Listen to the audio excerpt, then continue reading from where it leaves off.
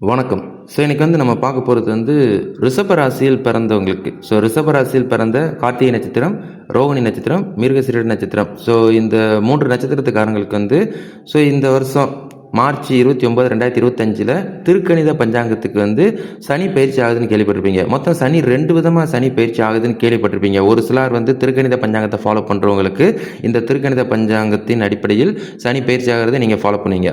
ஒரு சிலர் வெயிட் பண்ணுவீங்க, வாக்கிய பஞ்சாங்கத்துக்கு தான் நான் பார்ப்பேன் அப்படின்னா அடுத்த வருஷம் 3வது மாதம் தான் வாக்கிய பஞ்சாங்கத்துக்கு சனி பயிற்சி. பட் இருந்தாலும் இந்த திருக்கணித பேஸ்டு ஃபாலோ பண்ணுறவங்களுக்கு இந்த சனி பயிற்சி எப்படி இருக்குது அப்படின்றத ஒருக்க பார்த்துருவோம். தென் அதுக்கப்புறம் ஒருவேளை இந்த இதில் எந்த வித மாற்றமும் இல்லை அப்படின்னா உங்களுக்கு அடுத்த வருஷம் 3வது மாதம் தான் பியூராக சனி பயிற்சி ஆகிறாரு அப்படின்றத நினைவில் வச்சுக்கோங்க. பட் இருந்தாலும் நம்மளோட ஃபாலோவர்ஸுக்கு தகுந்தாற் போல் இந்த வீடியோ நான் பதிவு பண்ணுறேன். பட் இது உங்களுக்கு அப்புறம் மார்ச் 29க்கு அப்புறம் ஒரு சேஞ்சஸ் வர ஆரம்பிக்குது அப்படின்னா உங்களுக்கெல்லாம் ரிஷபராசியில் பிறந்த ரோகிணி, அப்புறம் கார்த்திகை, அப்புறம் மிருகசீரிடத்தில் உள்ளவங்களுக்குலாம் ஒரு மாற்றம் இருந்துச்சுன்னா அப்போ நீங்களாம் திருக்கணிதம் பேசுகிறது தான் இருக்கிறீங்கன்றதை நினைவில் வச்சுக்கோங்க. சரிங்களா?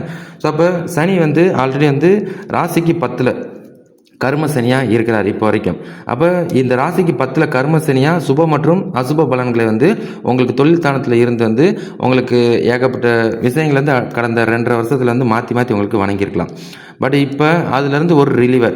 அப்போ சனி அட்வான்ஸாக திருக்கணித பஞ்சாங்கத்துக்கு ட்ரான்ஸ்ஃபர் ஆகி ராசிக்கு 11ல் லாபாதிபதி ஸ்தானத்தில் வந்துடுவார். அப்போ லாபாதிபதி ஸ்தானத்தில் வர்றார் அப்படின்னாலே உங்களுக்கு ஒரு பாசிட்டிவ் என்ன அப்படின்னா உங்களுக்கு 7.5 சனியோட தாக்கம் கிடையாது. மற்றபடி அஷ்டம சனி, அட்டாத்தமத்த சனி அப்படின்ற அந்த மாதிரி சனிகளோட தாக்கம் கிடையாது. பட் இப்போ உள்ள சனி உங்களுக்கு லாபாதிபதி ஸ்தானத்தில் உட்கார்றாரு. லாபாதிபதி ஸ்தானம்னா இப்போ ராசி 1ஆம் இடம். அப்போ இந்த மீன ராசி 11ஆம் இடம். அப்போ ராசிக்கு 11ஆம் இடம் எப்பவுமே லாபாதிபதி ஸ்தானம். அப்போ லாபாதிபதி ஸ்தானம்னாலே கடந்த 2.5 வருஷத்தில் உங்களுக்கு சில பல நெருடல்களை, சரியான சம்பாத்தியம் இல்லாத ஒரு வாழ்க்கையை, நீங்கள் எதிர்பார்த்த மாதிரி அமைப்பு இல்லாமல் இருந்திருக்கலாம். அதெல்லாம் உங்களுக்கு ரிலீவர் பண்ணுவார்.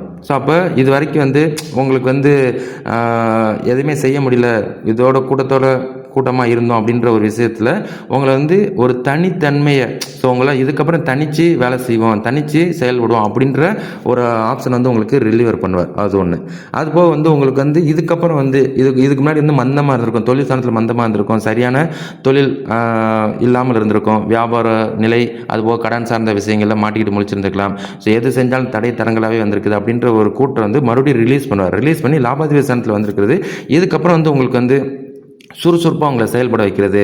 மனதில் இவ்வளோ நாள் ஒரு சில எண்ணங்கள் செஞ்சு வச்சுக்கலாம், வியாபாரம் பண்ணணும், இல்லாட்டினா நீங்கள் ஏதாவது தனித்து புதிய வேலைக்கு போகணும், வெளிநாடு போகணும் அப்படின்ற எண்ணங்களை மறுபடியும் உங்களுக்கு மாற்றி அமைப்பார். மாற்றி அமைக்கிறது உங்களுக்கு சனி உங்களுக்கு லாபாதிபதி ஸ்தானத்தில் எதிர்பாராத பண வரவுகள், எதிர்பாராத ஒரு சில முடிவுகள் எடுத்து அதில் சக்ஸஸ் ஆகிறது. நீங்கள் நினைச்ச விஷயங்கள் கடந்த 2.5 வருஷத்தில் நீங்கள் அது தடங்களாக போட்டுருக்கலாம். அந்த தடங்கள் மறுபடியும் உங்களுக்கு படிப்படியாக மாற ஆரம்பிக்கும். அது ஒரு பாசிட்டிவாகவே இருக்குது.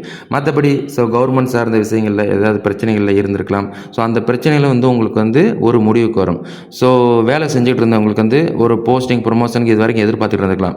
மார்ச் 29க்கு அப்புறம் நீங்கள் எதிர்பார்க்குற மாதிரி ஒரு போஸ்டிங் அடிக்கலாம், ப்ரொமோஷன் அடிக்கலாம், சேலரி இன்க்ரிமெண்ட் எடுக்கலாம்.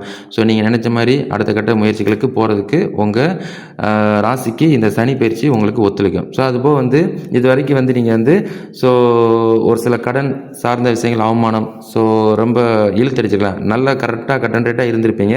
அது பர்டிகுலராக கடந்த 2.5 வருஷத்துல இழுன்னு இழுத்தடிச்சிருக்கலாம். அந்த விஷயங்களும் உங்களுக்கு ரிலீவருக்கு கொண்டு வருவார். அதுதான். அப்போ லாபாதிபதி சனி அப்படின்னாலே எப்பயுமே சனி நம்ம ராசியை விட்டு போகும்போது அடுத்த ஸ்தான பலனை அவர் எடுக்கும்போது அந்த ஸ்தான பலனுக்குரிய பலன்களை மாறி மாறி வழங்குவார். ஏன்னா சனி பகவானுக்கு தான் 2 பவர் எப்பயுமே கொடுக்கறதும் கெடுக்கிறதும். கெடுக்கிற இதில் இவ்வளோ நாள் இருந்தார், இதுக்கப்புறம் கொடுக்குற இதுக்குள்ளே வருவார். இதுக்கப்புறம் நீங்கள் வர்த்தகம் சார்ந்த விஷயங்கள் இருந்தாலும் சரி, ட்ரேடிங்காக இருக்கட்டும், நீங்கள் ஆன்லைன் பிஸ்னஸ் பண்ணவங்களாக இருக்கட்டும், அதிலலாம் உங்களுக்கு ஒரு இம்பார்ட்டன்ட் உங்களுக்கு ஏற்படுத்துவார். அதுபோக ஹெல்த் இஷ்யூஸ் உங்களுக்கு மைல்டாக இருந்திருக்கலாம் 10ல் இருந்தவங்களுக்கு. அப்போ அந்த ஹெல்த் இஷ்யூஸுக்கும் உங்களுக்கு இதுக்கப்புறம் நீங்கள் ரிலீவர் ஆகும். அதுக்கப்புறம் மறுபடியும் ஆக்டிவ் ஆகிறதுக்குரிய அம்சங்களை உங்களுக்கு ஏற்படுத்துவார். அதுபோக இது வரைக்கும் ஒரு சில பொறுப்புகள் உங்களுக்கு நடக்காமல் இருந்திருக்கலாம். அந்த பொறுப்புகளையும் இதுக்கப்புறம் கையில் எடுத்து நீங்களே ஹேண்டில் பண்ணுறது. இப்போ உங்கள் குடும்பத்தில் இது வரைக்கும் கடந்த 2 வருஷம் நீங்கள் டவுனாக இருந்திருக்கலாம், டவுனாக ஃபீல் பண்ணியிருக்கலாம். உங்களோட கையில் வருமானம் இல்லைன்ற வருத்தப்பட்டிருக்கலாம், பிள்ளைங்களை சாட்டிஸ்ஃபை பண்ண முடியல, ஹஸ்பண்டை, அப்புறம் மனைவியை, அதுபோக பேரண்ட்ஸை சாட்டிஸ்ஃபை பண்ண முடியல அப்படின்ற ஒரு வருத்தங்கள் மாற்றங்கள் இருந்தால் கூட அதுவும் உங்களுக்கு ஒரு ரிலீவரை கொண்டு வரும். அப்போ படிக்கிற பசங்களுக்கு ஒரு சில மாற்றங்கள் இருக்குதா, இதுக்கப்புறம் நல்லா படிப்பாங்களா அப்படின்ற ஒரு கேள்வி. ராசிக்கு 11ல் சனி வந்து லாபாதிபதி ஸ்தானத்தில் வருது, ஒரு ஆக்டிவ் ஒரு சுறுசுறுப்பை உங்களுக்கு ஏற்படுத்தார். அப்போ படிக்கிற பசங்களுக்கும் ஒரு முன்னேற்றம். ஸோ நீங்கள் பொலிட்டீஷியனாக இருந்தாலும் சரி, நீங்கள் வந்து ஓன் பிஸ்னஸ் பண்ணாலும் சரி, இல்லைன்னா அடுத்தவங்ககிட்ட வேலை செஞ்சாலும் சரி, உங்களுக்கெல்லாம் வந்து மறுபடியும் ஒரு ஆக்டிவ். ஸோ இது வரைக்கும் ரிஷப ராசிக்காரங்க இப்படி தான் இருந்தாங்க, இதுக்கப்புறம் அந்த மாதிரி இல்லை அப்படின்ற ஒரு பேர் வாங்குவீங்க. ஸோ இது வரைக்கும் வந்து பிஸ்னஸ் ஆரம்பிக்க முடியலன்ற ஒரு வருத்தத்தில் இருந்த ரிஷப ராசிக்காரங்களாக இருந்தாலும் சரி, இப்போ புதுசாக நீங்கள் பிஸ்னஸ் ஸ்டார்ட் பண்ணாலும் கூட அந்த பிஸ்னஸ் வந்து உங்களுக்கு டெவலப் பண்ணுறதுக்குரிய அமைப்பை இவர் ஏற்படுத்துவார். ஸோ பிஸ்னஸை நீங்கள் எப்படின்னா ரெகுலராக நீங்கள் ஓப்பன் பண்ண ஆரம்பிச்சிட்டாலே வந்து உங்களுக்கு என்ன அப்படின்னா, நீங்கள் வேலை செய்வீங்க, ஆட்டோமேட்டிக்காக உங்களுக்கு வந்து கஸ்டமராக இருக்கட்டும், கிளைண்ட்டை எடுத்து விடுவாங்க.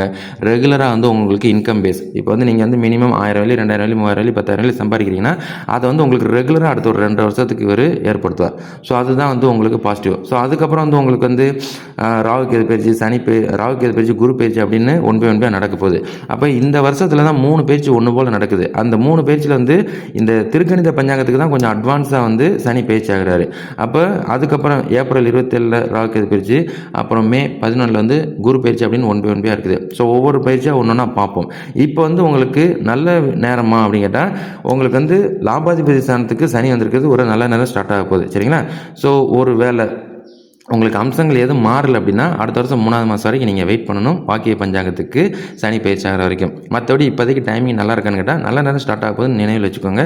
நீங்கள் எதிர்பார்க்குற மாதிரி அமைப்பு உங்களுக்கு வந்தாலும் சொல்கிறதுக்கு இல்லை. சரிங்களா? இதுக்கப்புறம் அடுத்து இது பார்ட் 1 தான். பார்ட் 2 வந்து இந்த சனி வந்து பார்வைகள் எப்படி இருக்குது அப்படின்றது அப்புறம் பார்ப்போம். இப்போ சனி வந்து 3ஆம் பார்வையாகவும், அதுபோக வந்து 7ஆம் பார்வையாகவும், அதுபோக 10ஆம் பார்வையாகவும் இப்படின்னு வந்து அவரோட பார்வை பலன்கள் வேறு இருக்குது. ஸோ அந்த பார்வை பலன்களுக்கு என்னென்ன பலன்கள் இருக்குதுன்றதை அடுத்த வீடியோவில் நம்ம பார்ப்போம். சரிங்களா?